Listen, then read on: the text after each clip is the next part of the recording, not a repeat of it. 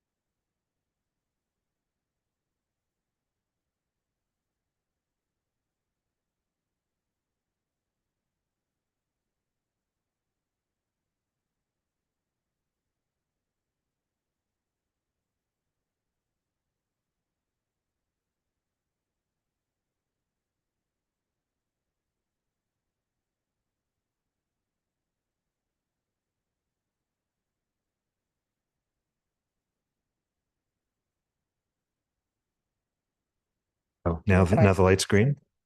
Is it working? So it's on. Yeah, I mean, you can hear your audio on the mic, right? Okay, great.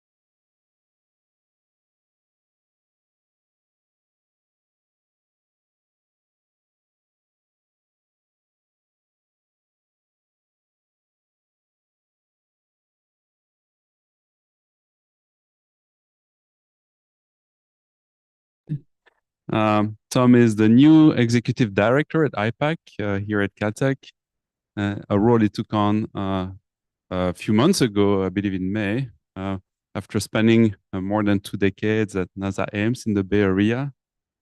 Tom is an observational astronomer, so he works on star formation and exoplanets, and lately has been doing a lot of work in the characterization of exoplanet atmospheres.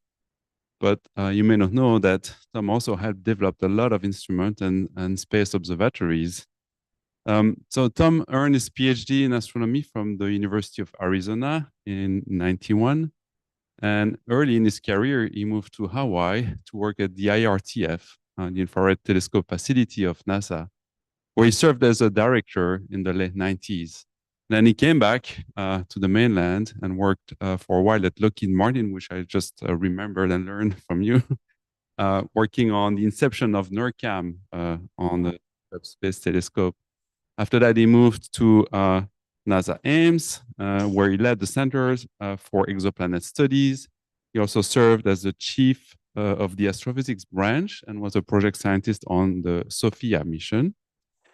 So Tom has been really deeply involved in the inception of NIRCam, as I mentioned, but also MIRI. And so he now leads the MANATEE Guaranteed Time Observing Program on the James Webb, which I think we'll learn about today. And the program is aiming at characterizing exoplanet atmospheres.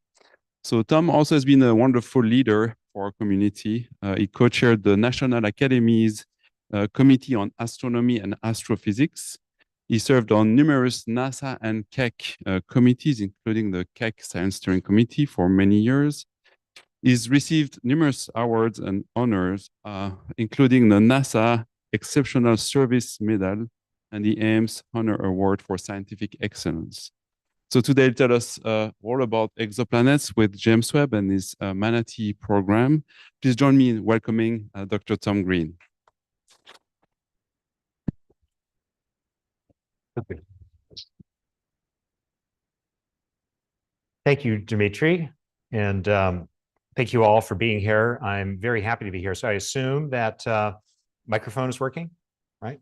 Okay, great. So since I'm here, I thought I'd use this as an opportunity to introduce myself, which Dimitri did a great job of, and also my science. So this is going to be about sort of my 2 science themes, studying both exoplanets mostly and also young stars.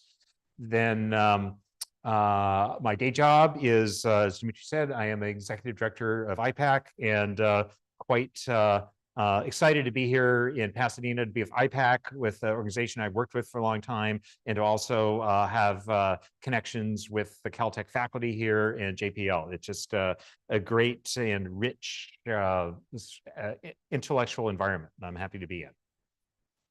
So here we have sort of the schematic of where exoplanets are in our knowledge. So our known exoplanets, we are now over 6,000 validated planets. This is a number of the slides I have today are from this nice review of last year from Eliza Kempton and Heather Knudsen here in GPS. So we first learned about hot Jupiters because they're easy to detect. And as we got more sensitive, we learned about sub-Neptunes and super-Earths. Then direct imaging gives that have planets at wide separations from their stars, so we could they're wide enough to separate through efforts of Dimitri and others developing the technologies, and Bruce McIntosh, people in Europe. One of the interesting things that have become apparent here is that if you look at where we have no planets in this gap in our solar system. So the yellow ones are our solar system planets. And we have nothing here between the size of Earth and the size and mass of Uranus and Neptune. But you see there's a big population of these sub-Neptunes there. So that's a big peculiar thing about exoplanets. This is mostly the same population, except happy that this came from the NASA Exoplanet Science Institute at IPAC. These are, again, the solar system planets. And then you can see a little better here which ones were discovered by what technique. So most of the ones we know about have been discovered by the transit technique, and just about all, well, the lion's share of those by the Kepler mission, which stared at one field for over 3 years and then moved on to other fields around the ecliptic. And radial velocity is also well populated in here. The ones that are close to their stars are best characterized by the transit technique if they transit their planets, right? And fortunately, a number of these have both been measured by transits and also by radial velocity. So and we know their inclinations, they're 90 degrees or very close to 90 degrees, they transit their stars. And so that means we know that the m sine I from radial velocities is a true mass. So I'm going to talk about characterizing some of the population in here today, all the way from these hot Jupiters up here on Jupiter mass down to Earth's mass planets. Why are these hot Jupiters? Well, just because they're close to their stars, right? Where these cooler ones are less irradiated.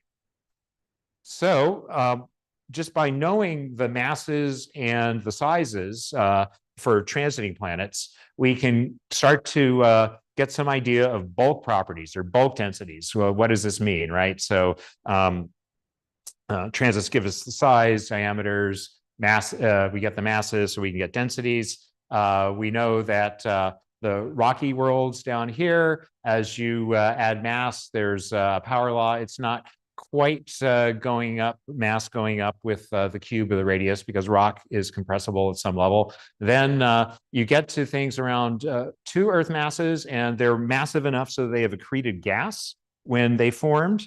And then their radius goes up pretty rapidly here. Uranus and Neptune are in this population. And then once you accumulate enough gas, more than 100 or so Earth masses, which is where Saturn is, then interestingly, just from the equation of state, the radius doesn't change very much as you until you become a star. And so this is what we know from the bulk density properties.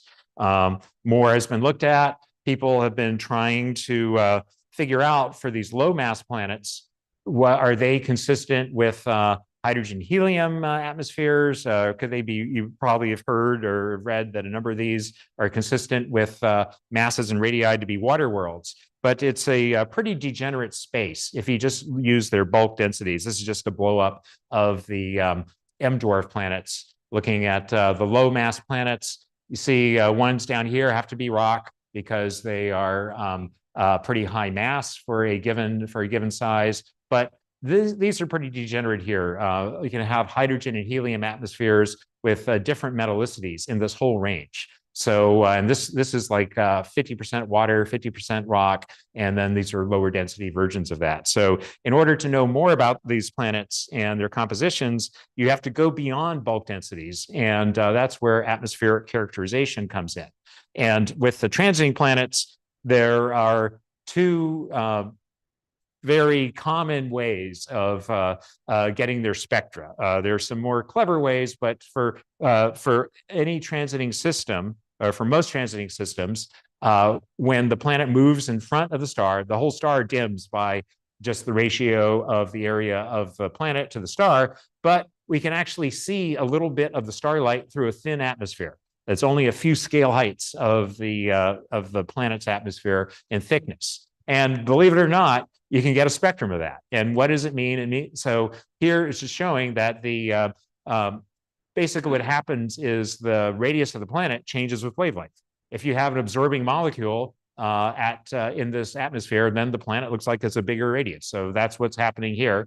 You see that these wavelengths, we learned with Hubble that a lot of planets have water in their atmospheres, and that's what's going on and causing these peaks here in absorption. So this is an absorption spectrum. This is a transit spectrum. So high means there's absorption there.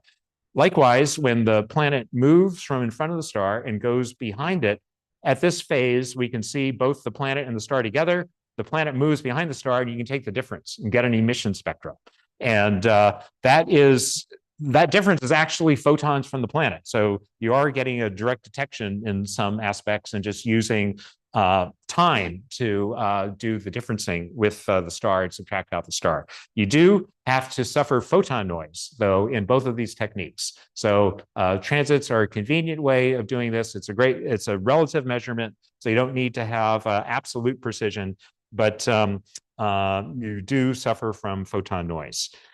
So what are you sampling in the atmosphere of planets when you use these techniques? So transmission is pretty high, right? That's when the planet moves in front of the star and you only see the starlight through that thin annulus. So it's only sensitive to things high in the atmosphere, around a millibar or so and higher. So that is the stratosphere mostly, and also sensitive to photochemistry. A lot of these planets are around, that we've been studying, around M stars. Why? Because to get a favorite transit ratio, you want a small star, and small stars are M stars.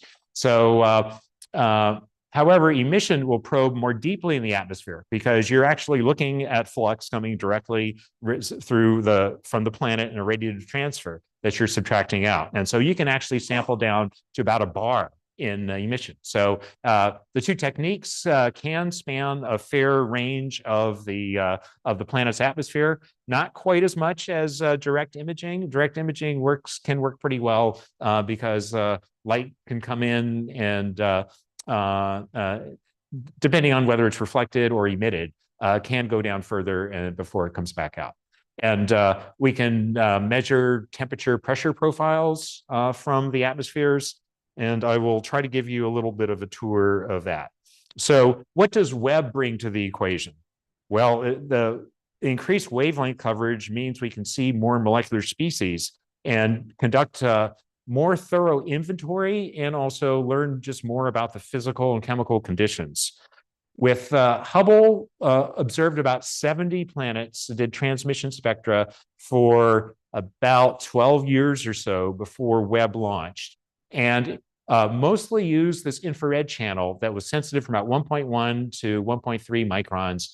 And the major feature is these blue water absorptions. So we always saw in press releases, this planet has water in the atmosphere, that planet has water in the atmosphere, because that's what Hubble was sensitive to. There are some other features in this bandpass, but they're a lot less strong. The carbon features are at longer wavelengths, the strong ones. There's CO out here at just shortward of 5 microns, CO2. There's methane that's here at around 3.3. Also, some of these same features show up in longer wavelengths. So you, in order to sample more of the atmosphere, more of the constituents of the atmosphere, you need to go to longer wavelengths than what Hubble just gave us. Now, the ground can be used too, as a number of you do, for spectroscopy, sensitive in the visible, mostly to different atomic features. And so, which is particularly good for hotter planets. So in our solar system, we know that the metallicity of a planet's atmosphere correlates with its mass. So this shows that for, let's see, Saturn and Jupiter, Jupiter is about 3 times the solar metallicity overall. And this is actually measured from an in situ probe, from Galileo probe and other observations going in.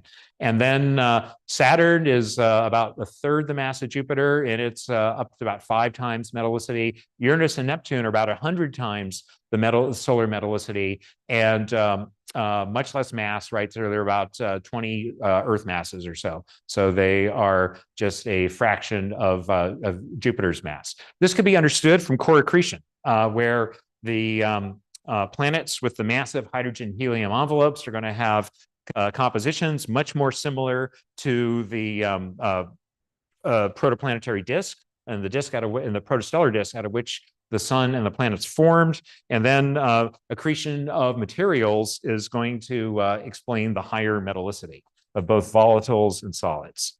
So some questions that kind of prompted putting a lot of time into JWST program. It pointed out that most of the exoplanets, or many of the ones we know about, are unlike anything in our solar system. These things that are bigger than Earth, smaller than Uranus and Neptune. And can we get some idea of, do they form differently? Because we know that a lot of the exoplanets we know of have much different geometries, right? We just have all these planets very close in, giant planets, gaseous planets close in within 10-day orbits that we have nothing like in our solar system. So let's take a look at the compositions and temperature profiles of these planets, see how they're influenced by their stars, and see what we can tease out about formation. We have learned even back in Hubble that it looked like some of the species are not in thermochemical equilibrium. You know, if you put a bunch of gas together at a temperature to pressure, you'd expect the atoms to sort out into different molecules based on equilibrium chemistry and just what's energetically favorable. But a number of the planets didn't seem to be in that. Particularly methane seemed to be underabundant. And we had found that some planets looked very hazy and others did not. So what is going on there? The basic idea that people have tried for almost 15 years now, since a seminal paper in 2011, to try to figure out where planets formed, is to sort of look in, think about the protoplanetary disk. So this is distance from the star, and sort of what the temperature looked like there. So we see that at some point, water freezes out at about 1 AU from the sun, right? You get closer, it's gaseous, and you get further out, it's going to be frozen, and other species freeze out too. So you'd expect to have different concentrations of elements in gas and solid form. One thing that makes it very complicated to figure out where something forms. So like, for example, this shows different ratios of carbon to silicon and oxygen to silicon. So these are like volatile to refractory compounds. So you could say, well, if a planet has this ratio of C to O or oxygen to silicon, it must have formed here in the disk because it's predicted to be here. But we've got this problem in that pre-main sequence stars change in their luminosity over time. So these snow lines move over time. So that's just one complication of linking a planet's composition to where it formed, is that it depends on when it formed. And also, you know, what happened if it migrated in, if it picked up solids or if it picked up ices when it moved in. Another thing that is worth studying, I mentioned that some of the planets look like they weren't in thermochemical equilibrium. You would expect things around 1,000 degrees to be dominated with the carbon to be bonded to oxygen and CO or CO2. And usually like the higher metallicity atmospheres would be more CO2, lower ones CO. And then when you get colder to around 800 Kelvin, you expect most of the carbon to be in methane. Is that what we see? Well, the short answer is no, but we can actually try to figure out why. Also at higher temperatures here, so at this is like planets around 1,000 degrees and more, expect to have more clear atmospheres, because just the condensates are more likely to be in vapor form at higher temperatures, and then except for things like rocks, and then at lower temperatures there are more things that could condense out of the atmosphere and become clouds. And the last set of questions just wanted to bring up is this being able to look at the temperatures of the day and the night side of the planets to sort of understand circulation around the planets. That also tells us about the atmosphere, how well they conduct heat, how thick the planets are, also the impact of the stars. Is the night side kept warm by clouds? You know, or that's one thing we're learning about some hot Jupiters. And then how in general are the planets influenced by their host stars? How much of what we learn about them is due to intrinsic properties versus influence. And one subset of that is potential habitability, right, of planets. So every good program has a tortured acronym. And this is the MANATEE program that I was leading, and we're wrapping up for JWST, looking at the two instruments, MIRI and NIRCam, for transmission and emission of exoplanets. Have a logo. So we looked at 9 planets. The observations are complete here.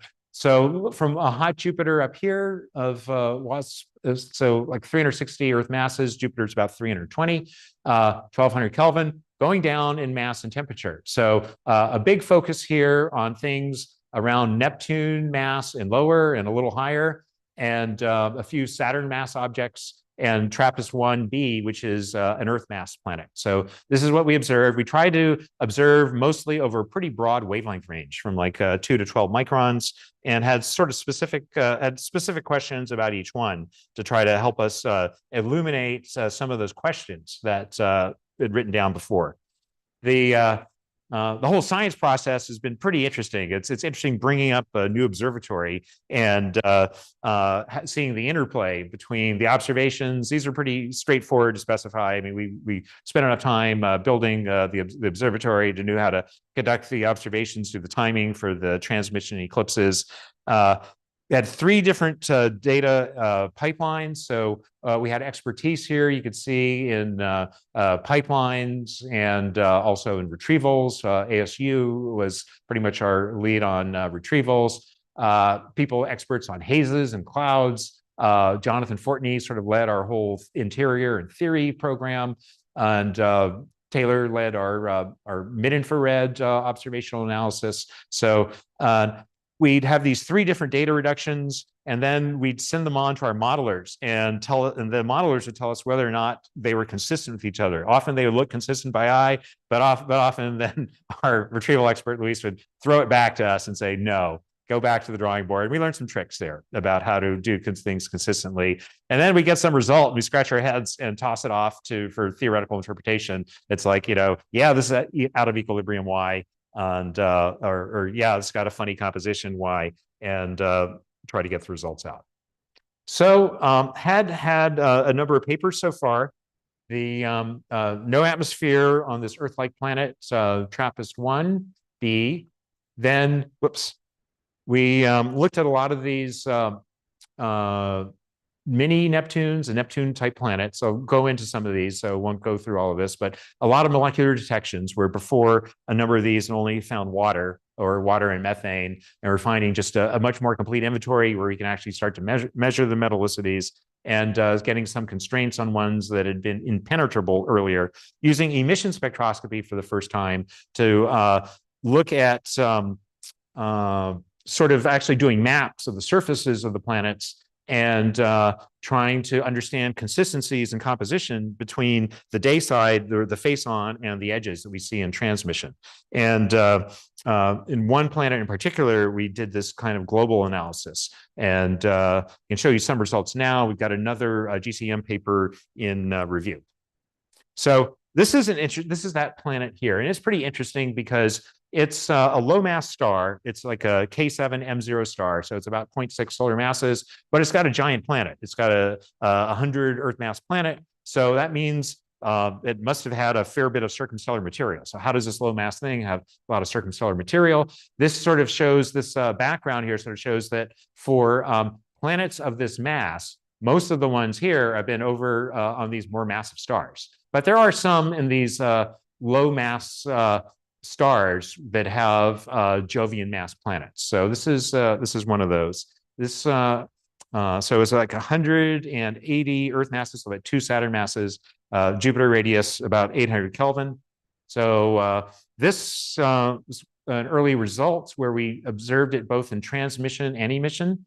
And so Taylor Bell led this. This is just one of the wavelength studies. So JWST has a lot of wavelength coverage, but you only get so much at one time. So it'll take multiple transits or eclipses to build up a whole spectrum.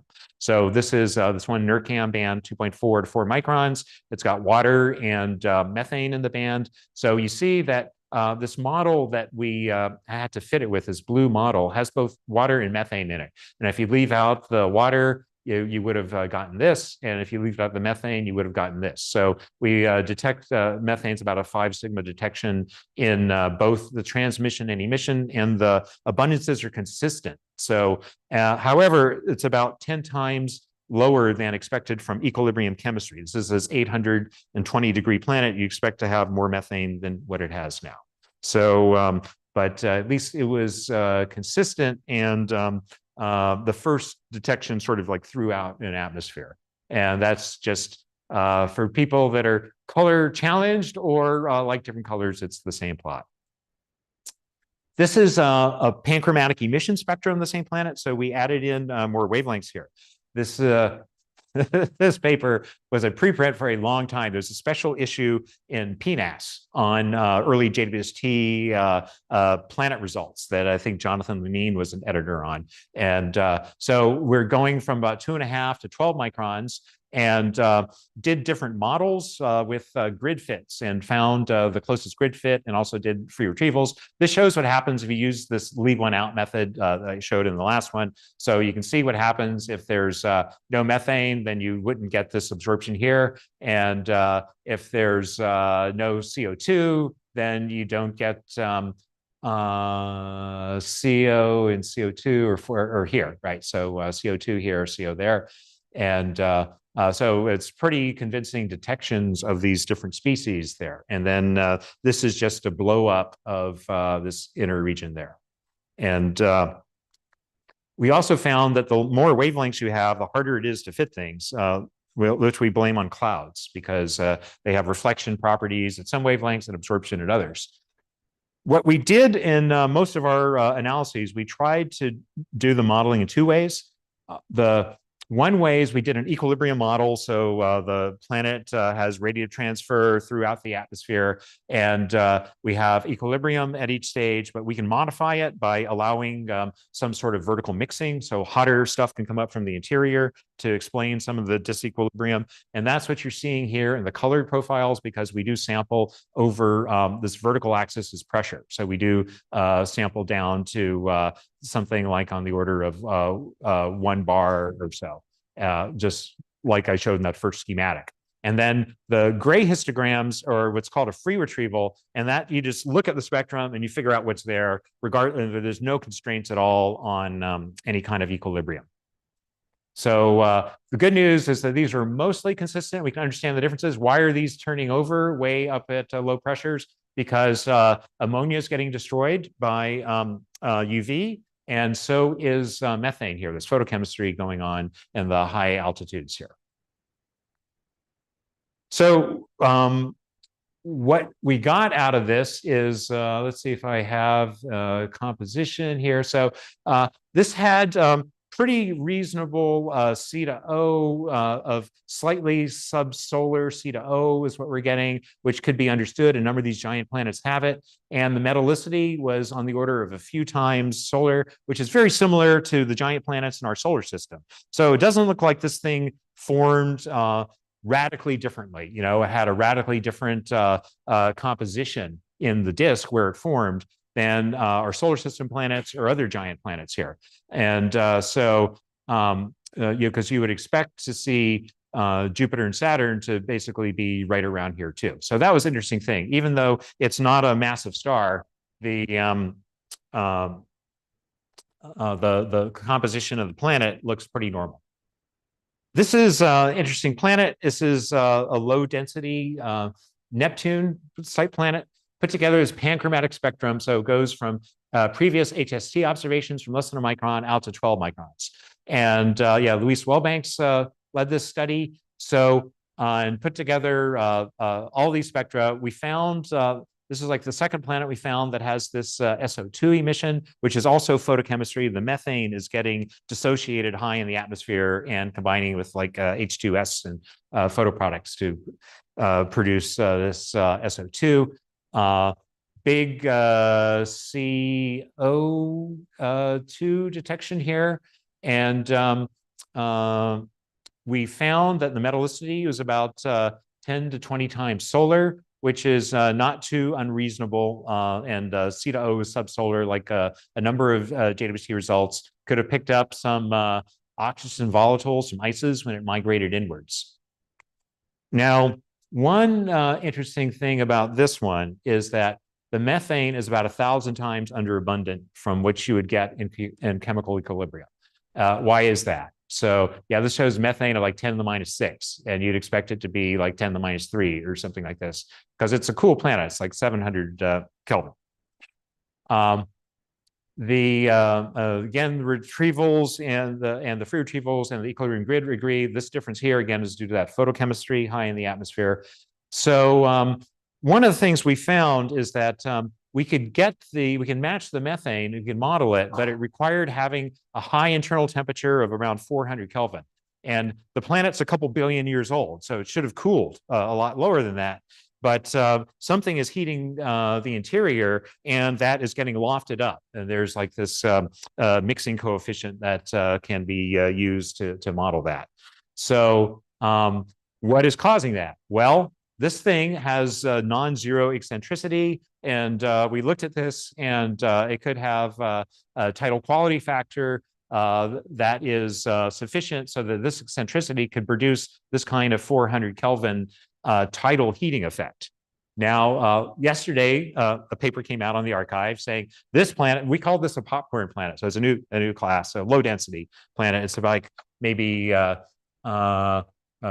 well under 1 gram per cubic centimeter. It's probably like 1/6 of a gram per cubic centimeter. This paper came out on archive, I think, last night, showing 2 sigma upper limit on eccentricity is probably 0.05. So stay tuned. It's not 0.05 is probably sufficient for tidal heating to cause this internal temperature, but there may be another heating source, ohmic dissipation or something. So we're trying to figure that out. Now, this planet had a strong enough signal so that its transmission spectrum could be divided into morning and evening, because the planet transits across the star. One edge of the planet hits first, right, and then it goes across the. I guess this is the planet here. So the one planet hit this edge, hits the star first, and then this that it moves across the star, and then this edge leaves later. So there's the planets are tidally locked. There's a constant evening warm side and a morning side, and we could actually split the spectrum over the transit and see differences. So this is the morning spectrum here, and there's less water. It's also less hot. So this is like a steeper water feature that we're seeing in the evening side, and get a different temperature. And it looks like also the whole level is suppressed. We think likely due to clouds. There's a considerable temperature difference and clouds, and the clouds are likely suppressing this water feature there. And so we first did this at 1 wavelength. This is a student at University of Arizona, Matthew Murphy. And then we got data for all the other wavelengths, and we basically got the model to fit. So that was thought a tour de force to actually get it to fit panchromatically here, and get the whole cloud idea to fit both at the shorter wavelengths and at the longer wavelengths as well.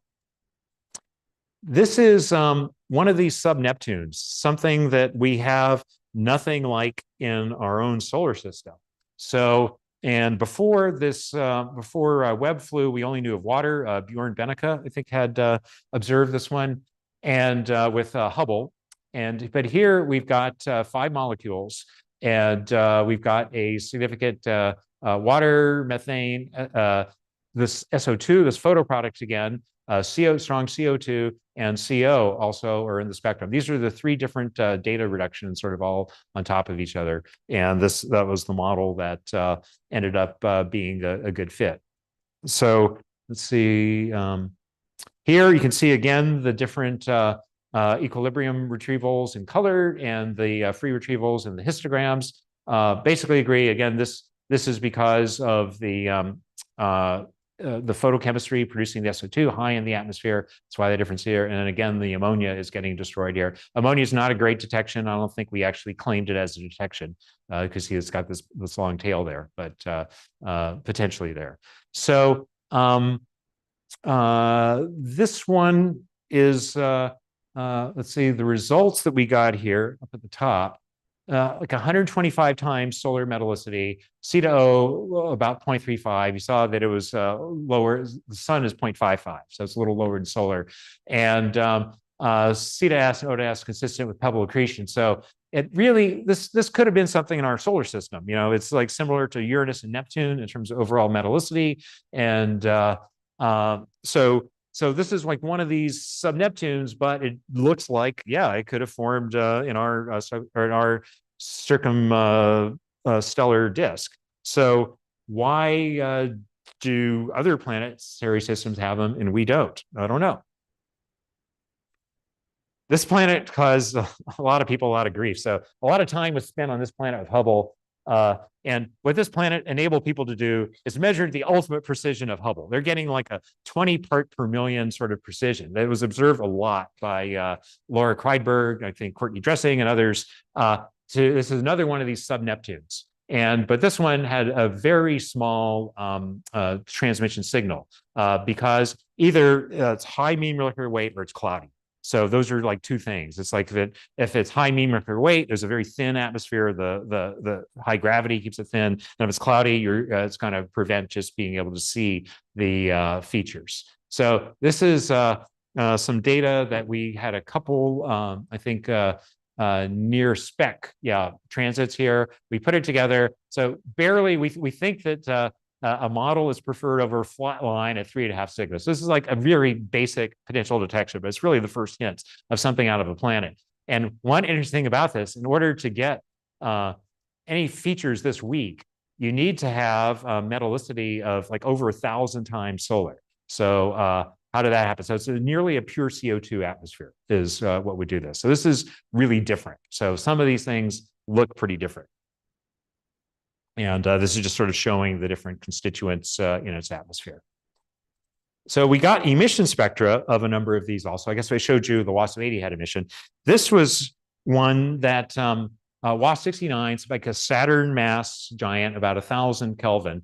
So these are the points we get here, and we just tried to bound them by black bodies. So, and the reason why they have kinks in them is because it's the black body divided by the star. The star has some absorptions.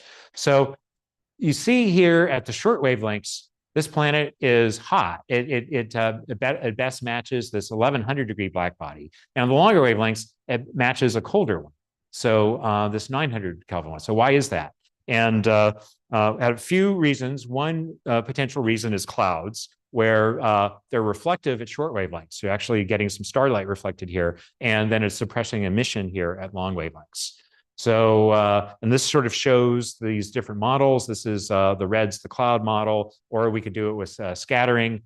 The doesn't quite fit the spectrum here, maybe because we couldn't fit the cloud species. That's been a hard thing too, is to actually fit the cloud species very well. And from these emission spectra, you can actually compute the temperature pressure profiles, sort of what is the temperature at different altitudes. So we had two different possible temperature pressure profiles to fit the model. So not quite the smoking gun, but we are constraining it it really looks like there are two different temperatures going on here, which could be due to these clouds. Get about 6 to 10 times solar metallicity, which is about what you'd expect for, that's what Saturn is in our solar system. And C to O is a little high, so super solar CO. One of the things we did when you do these eclipses, you have time resolution, and you can time resolve when the planet disappears behind the star, and from that you can create a temperature map.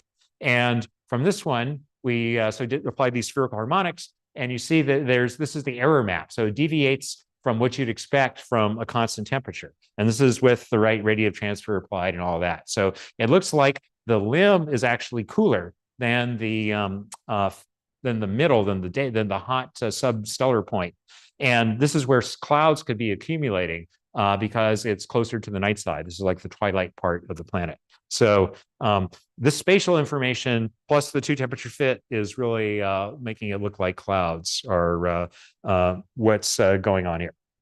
The have a little bit of time left, so talk about this Earth-mass planet, TRAPPIST-1 B. The TRAPPIST-1 system, was discovered on the ground. I think the first paper was 2016 by Mikel Guion. This telescope in Chile, I think it's La Silla, I think, was designed to look at M stars, to look for small planets around small stars, so we could characterize them with JWST and amongst other things. This is quite a strange star, right? So it's about 20% larger in radius than Jupiter.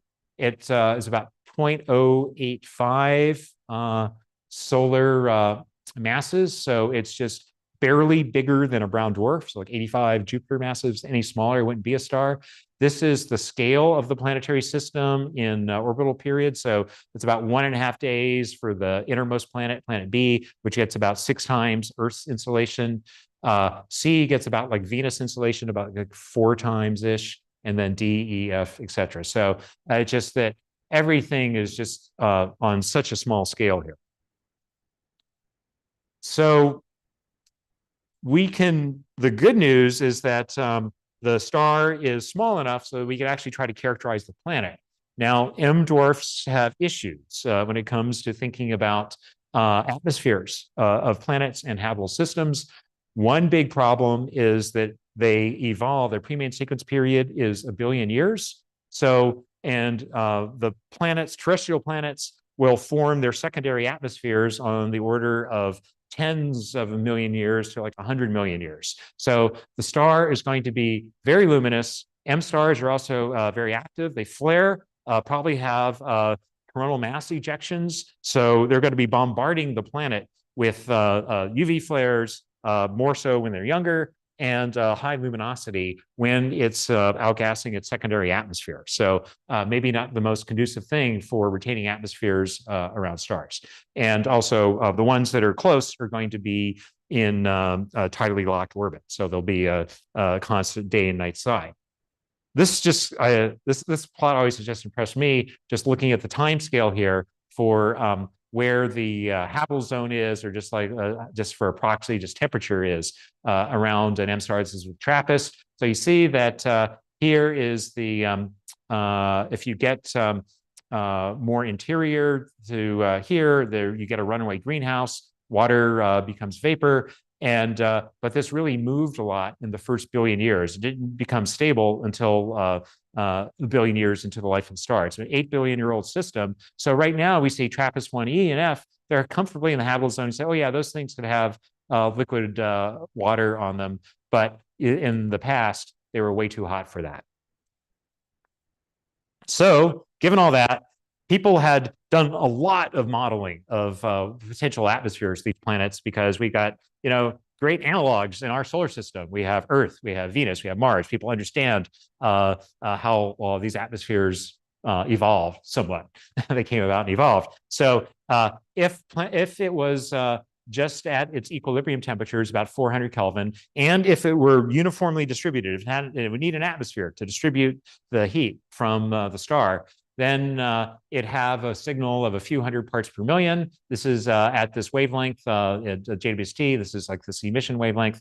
And if it had a CO2 atmosphere, which is like one of the common atmospheres modeled for it, or an oxygen with CO2 atmosphere, it'd be a lot colder. So it would be hard to detect. It'd only be like 100 parts per million, and you need to look at it a lot.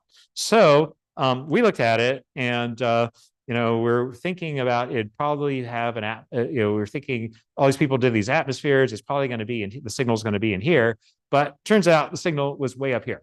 It was you can see it in we did 5 eclipses, well detected in every eclipse, over 800 parts per million, and consistent with a hot rock with 0 recirculation. So no atmosphere on this innermost planet of the TRAPPIST-1 system, TRAPPIST-1b. Green is the model for what you'd expect for a completely hot rock, and then black is our point, and this is if you'd fixed a black body to the point in the blue curve. And again, the CO2 will be way down here. So you have a many sigma significance between discrimination that it's not a CO2 atmosphere. Yes, that's like a 7 sigma discrimination there. So this was, not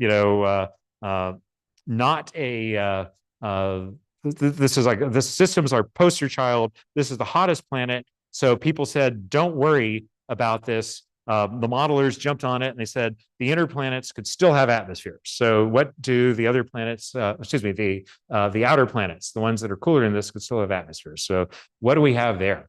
So this is TRAPPIST-1c. This came out a couple months later. So this is more tantalizing. So if it were a complete pure black body, it would be up here. This is the point here. It's over 1 sigma away. So it might have a thin atmosphere, right? And then so like a 0.1 bar atmosphere could fit this. However, This is a rock, so something that is non-zero emissivity. It could also be fit by a surface, that's not a pure black body as well.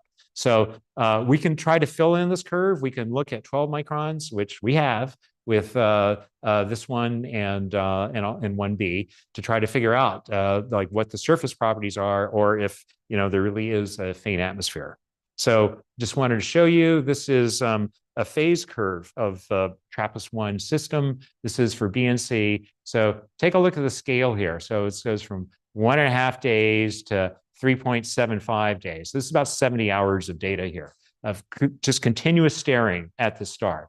And we see transits. So this is a B transit. This is the planet G. This is C eclipsing B. And B plus C, this is the eclipse together. And more transits there. And then this is a zoom in with some of the data just binned in time. And we wanted to be able to get B and C both eclipsed by the star so that we would be able to get a good 0 point here in the spectrum.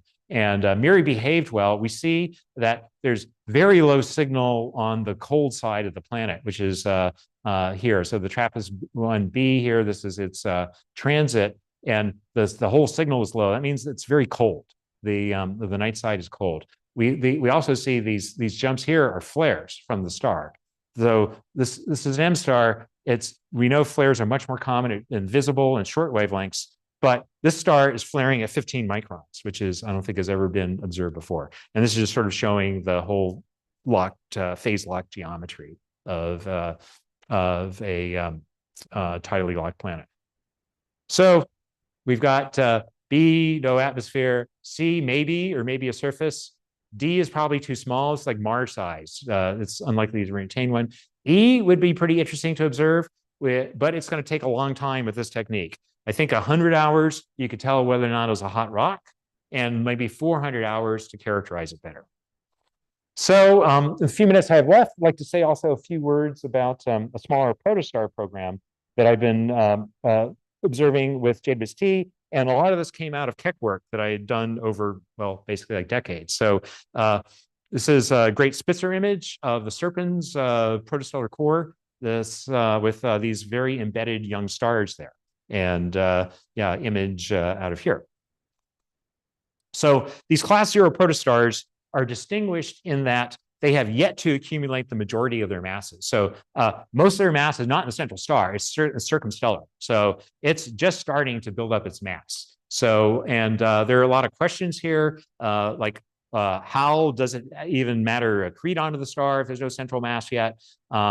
What's the nature? We know that from the millimeter, they have these big outflows. They were originally thought to be opaque in the near infrared. We know nothing or almost nothing about their central stars. So this is a Spitzer study, though, that showed that these class 0s actually had some measurable flux in the near infrared. Spitzer IRAC release showed this, and then people started looking at them at other wavelengths. Whoops. What's happening here is that they have these outflows, and they've created holes in the envelope so some light can scatter out.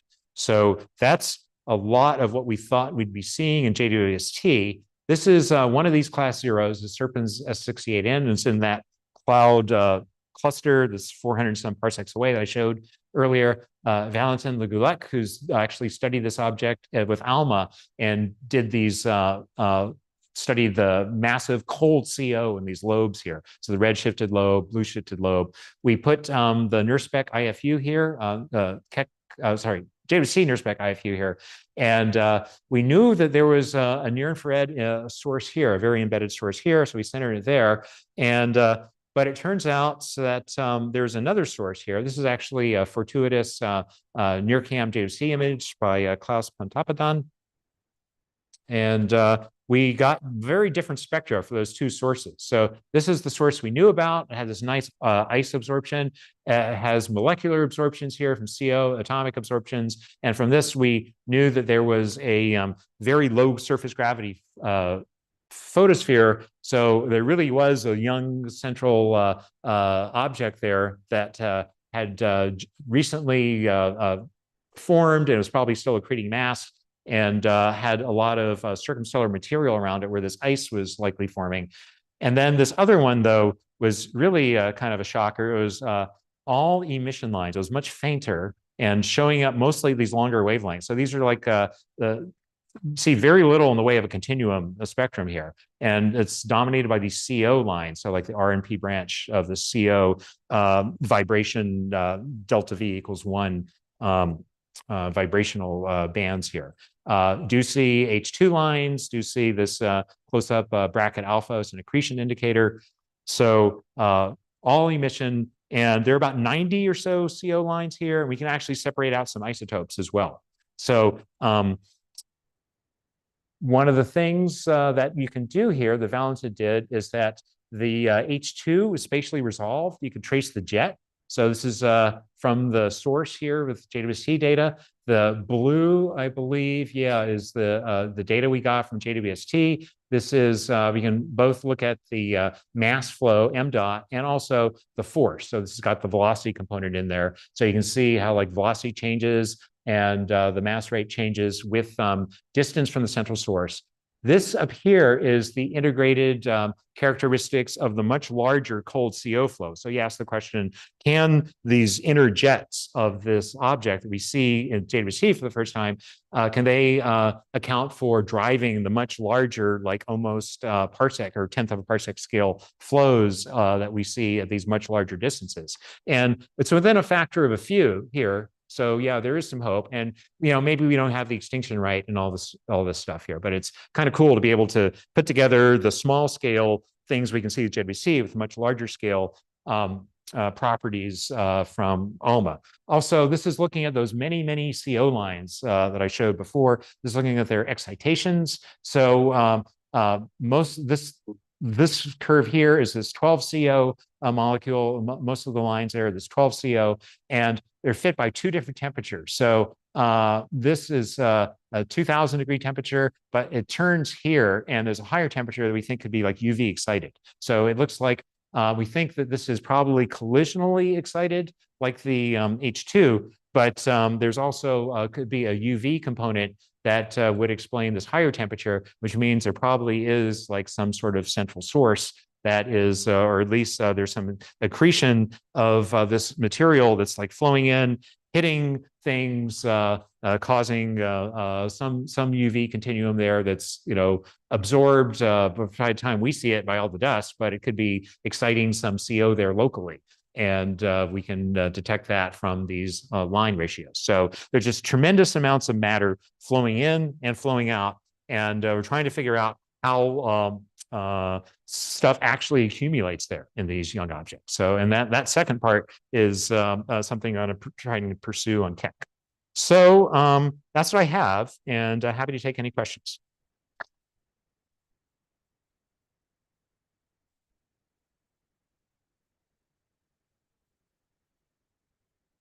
Yes. Are the models of the planetary atmosphere a single temperature and density? No, so we try to do it in two ways. So yeah, we tried to do with a temperature profile that's consistent with the radiative transfer. So we try to actually have temperature varying with altitude, and also the and abundances. Yeah, and also we have to get these non-equilibrium scenarios, that because these equilibrium models will fit, we can allow like vertical transport, and then we could fit some of these non-equilibrium measurements. The other way we do it is just what's there, just what's in the spectrum, how much material do we need at, and there it is a constant temperature and in density. Yeah, yes. That's it.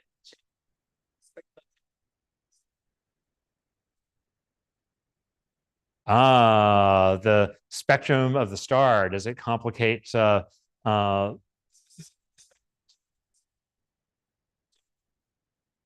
yeah, well, we account for basic limb darkening, but we don't account for spectral changes in the star.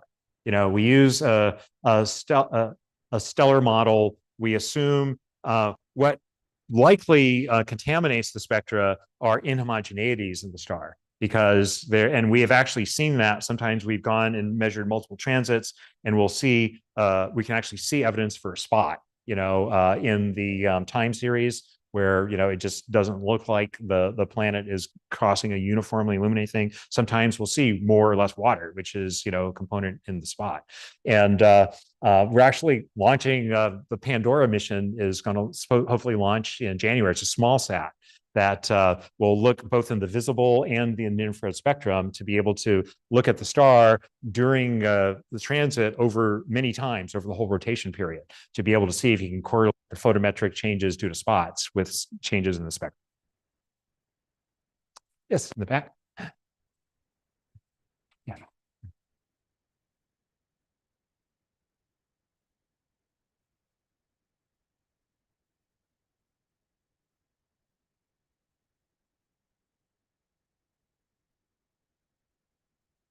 Yeah.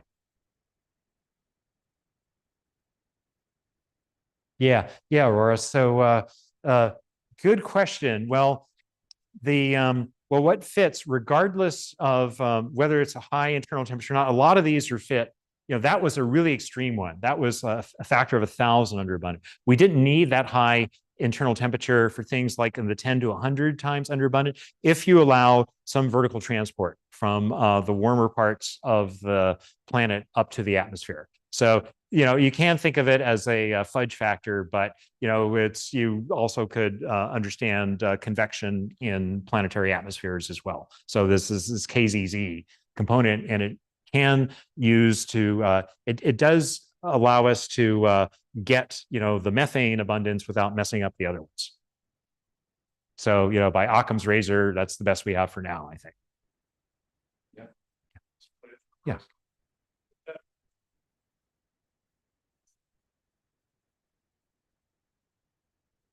Well, what you do is you see different species, but we're counting the atoms. So if the atoms are distributed pretty equally, but are in different molecules as a function of temperature and pressure, then that shouldn't impact the metallicities that we see too much, right? And you'd have to wonder if the atomic abundances were stratified, why would that happen? So, we don't really have a reason to think that could be the case, but, the universe is a strange place. Yeah. Mhm.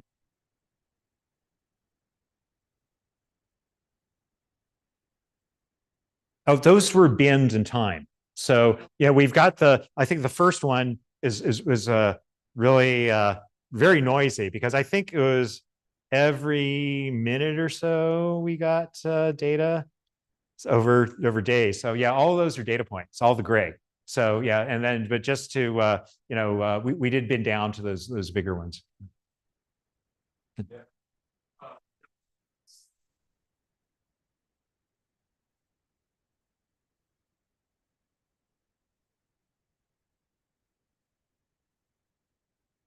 I don't know. Well, one reason, so we know Saturn better or Saturn worse than Jupiter. So we might know Jupiter better because we actually sent probes into Jupiter. And even though we think it was right in an anomalous place, right? Because it was like low water where the Cassini probe went in. So we have different kinds of data for solar system planets. So maybe somebody in GPS could answer that, but I don't know enough about it.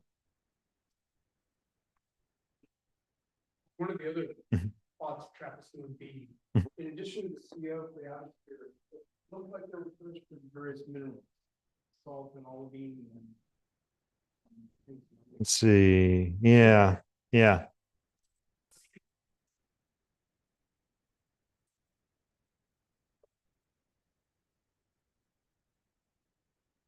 Well, this is just many different models. This is just showing atmospheres or surfaces, right? If there's both, it's probably hopefully degenerate, unless we get clearer evidence of some feature that's only going to depend in one or two. So yeah, so people have been trying to, and there've been papers that I've seen that have like 30 different mineral models, and some of them are more physically and chemically plausible than others. So, but it's the black body is easy, but what are other surfaces that we've seen they think could be plausible given what we see in our solar system and whatnot. So I guess the fit for 1C, right, was more consistent with this ultramafic rock. And I understand that's not particularly physically plausible, right? Because it has to be a pretty fresh rock there and for that one. So, but just trying to throw things at the wall and see what sticks. All right, let's thank the speaker again.